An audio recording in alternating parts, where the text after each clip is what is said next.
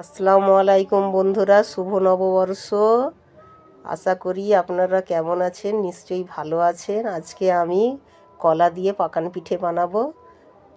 পাকান পিঠেটা খুবই সুস্বাদু, আপনারাও বাড়িতে একদিন ট্রাই করবেন। ভিডিওটা স্কিপ না করেই পুরো ভিডিওটা দেখতে থাকুন। কলা দিয়ে পাকান পিঠে বানাতে গেলে লাগবে পাকা কলা, চালের গুঁড়ি, আটা। আমি গমের আটা দিচ্ছি। চালের গুঁড়িটা বেশি নিয়েছি, গমের আটাটা কম পরিমাণ নিয়েছি।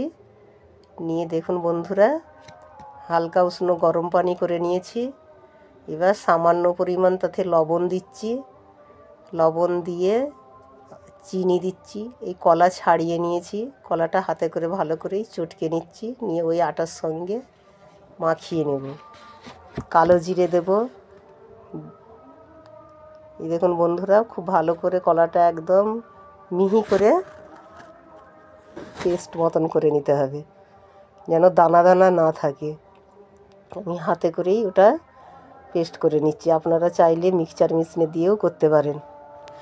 দেখুন বন্ধুরা, আমি এই বেশি পরিমাণ চালের আটা নিয়েছি আর কম পরিমাণ গমের আটা নিয়েছি। আর এই একটু সুন্দর সুগন্ধ বেরোনোর জন্য খেজুর গুড় দিচ্ছি, কিন্তু বেশি পরিমাণ আমি চিনি দিয়েই গুলব।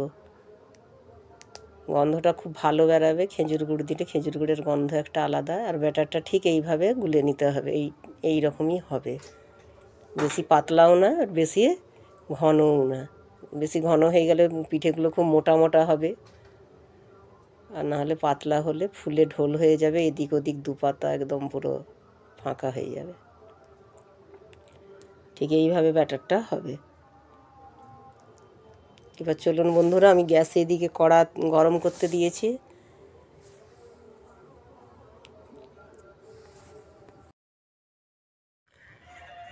দেখুন বন্ধুরা, আমি গ্যাসে তেল গরম করতে দিয়েছি। সাদা তেল দিয়ে আমি ছেঁকে নিচ্ছি।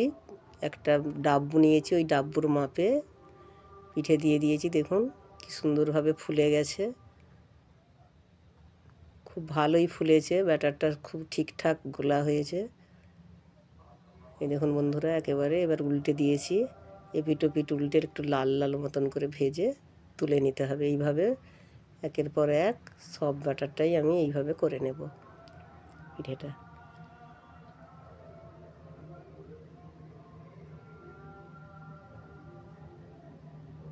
একের পর এক দিয়ে তুলে নেব। এই দেখুন বন্ধুরা, একদম তুলে নিয়েছি, খুব সুন্দর হয়েছে। এই দেখুন, যেমন নরম তেমন ভালোই তো ফুলে একদম ফাঁকা এপার ওপার। এই যে দেখুন, খেতেও ওইভাবে টেস্টি।